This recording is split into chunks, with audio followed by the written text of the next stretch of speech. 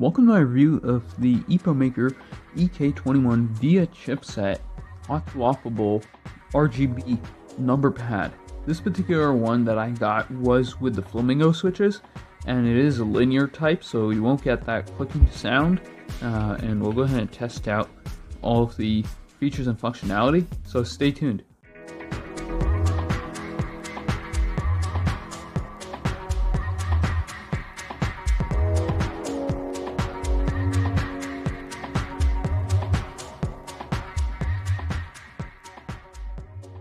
EPOMAKER also includes a really nice, well-built key puller, and it has both types. You have your hot swap key switch grabber, and then you have the keycap puller on the other end. But this is kind of what the unit looks like. You have a beautiful plastic finish. It is plastic, it's not aluminum and it's not metal, but the plastic does feel quite durable. And then of course you have your Flamingo linear switches, which are very quiet. So we'll see what that sounds like.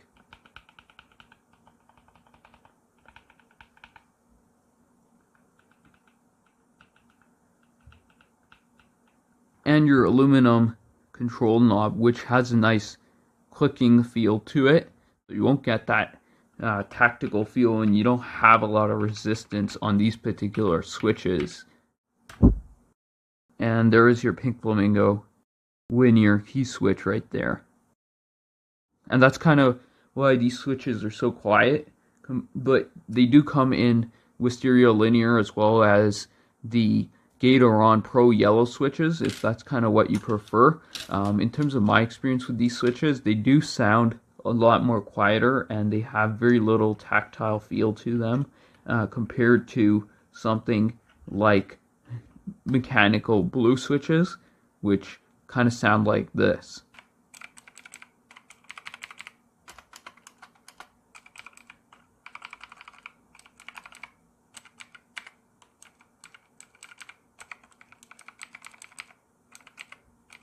So you have definitely your clicking sound, but when you compare it to these pink Flamingo EPOMAKER switches, they are linear, so they are very, very quiet.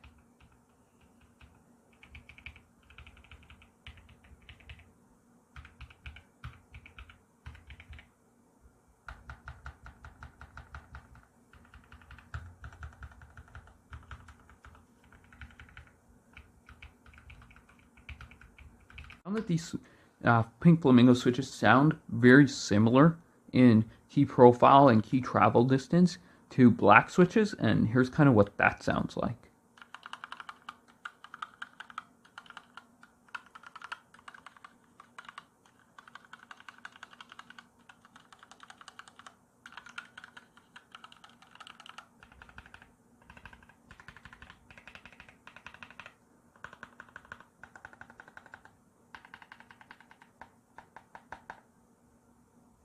The number pad does have programmability thanks to its use of the chipset, but because you do have these labeled keycaps, unless you plan to actually replace some of these keycaps, that does open up the possibility to customize this particular EPOMAKER EK21 quite a lot, and that's really one of the best features about it that I like. Look at what the other connectivity options are. You have your 2.4 GHz wireless dongle that you can slide in there, and then the switch at the back to be able to toggle between the different options. When you do that, you'll get a flashing green LED indicating that it's trying to connect, and then again, if you do it in the Bluetooth mode, you will get a blue LED.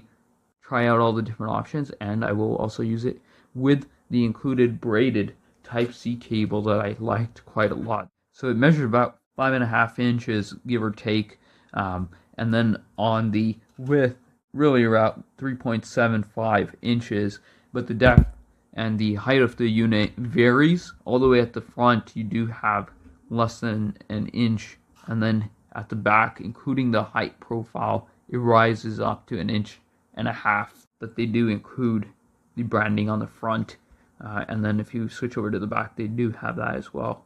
I haven't noticed any issues in terms of the build quality just yet. You know, it's not sliding around. In fact, it's actually moving around my table. The compatibility is listed primarily to work with Windows, and back, because it comes with that software that you'll need to install in order to be able to customize some of the feature set of this. Look at further hot swapping some of these key switches and removing out the keycaps as well. What I like about the manual is that it includes diagrams of actually how to not just actuate but also replace some of the hot swappable key switches and how to properly do that without damaging the circuit board underneath.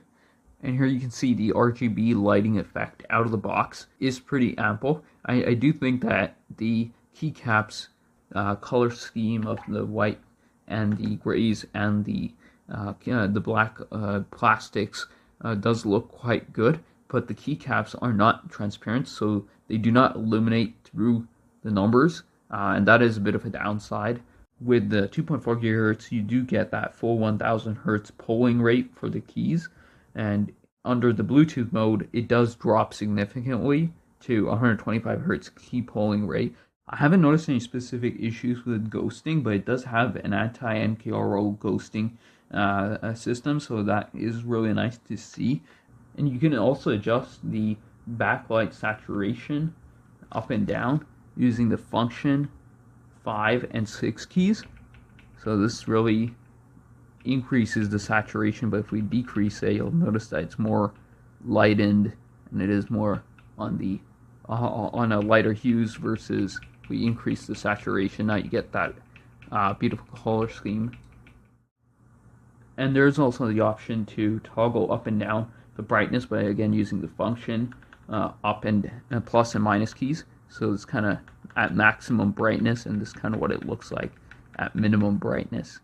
And I find that the brightness is ample. I think it's just really a matter of the keycaps that are used on this particular unit do hide some of that lighting effect.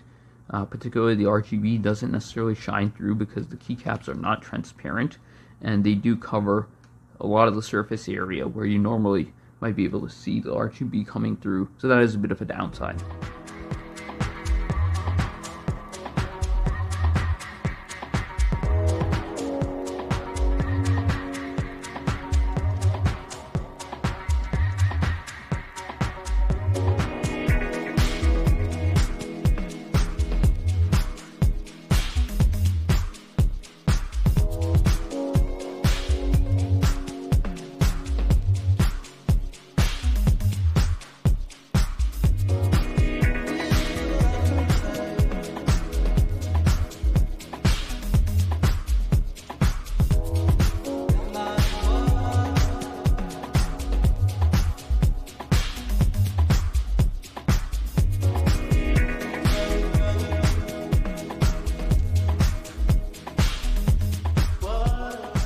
Overall, I did find that the key switches are very decent quality. I mean, if you look at in this range, you are getting quite a lot of value, at least in my opinion. Overall, I'm quite happy with the EPOMAKER EK21 hot swappable via chipset number pad, which includes a nice keycap puller as well as a pretty USB Type-C cable, and the multiple connectivity options is really the feature that I like the most, being able to toggle and switch between different devices. But overall, the RGB lighting effects on the wired mode, as well as being able to program some of the switches and have the flexibility to replace either the keycaps or the keycaps and the switches, it opens up quite a lot of flexibility on using this particular model, and I do think that it is pretty nice.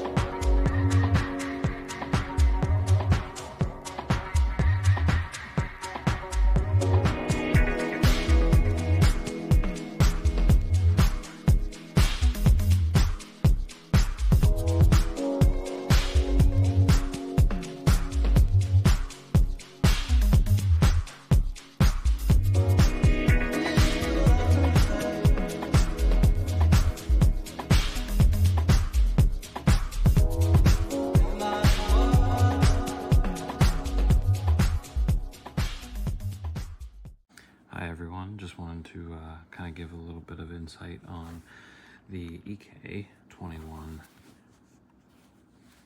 Actually pretty light for what it is, very similar to, I actually have the All F99 keyboard here as well, which have this very, very close switches. I liked the fact that I could be able to take this for work and be able to connect it separately, you know, be able to get rid of it whenever I don't need it, and be able to just use the keyboard. However, this, I like the customization. You can change which, you know, what keys that these are bound to. I can change the volume knob, or, you know, it could be a volume knob, it can be pretty much anything you had wanted it to be, zooming. It's very versatile for at work, and just like the keyboards, it has options for, this is your USB dongle to plug it into. You can actually switch it straight to Bluetooth, or you can plug it in via USB-C, and you can actually download from the website the VIA app and be able to customize it all there. Works great, and even whenever I was at work with, you know, VPNs and antivirus software, it all ran seamlessly, and I very much enjoy using it.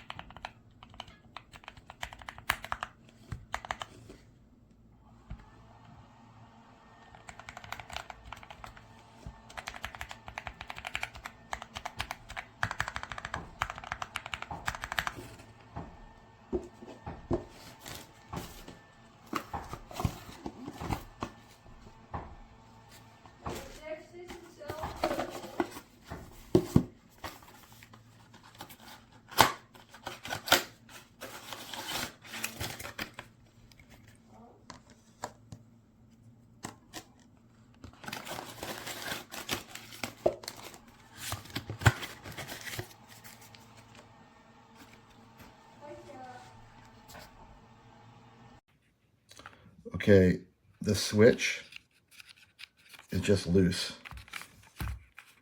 See how it kind of goes that way, and then it goes that way. It's not held in any way. It's just loose.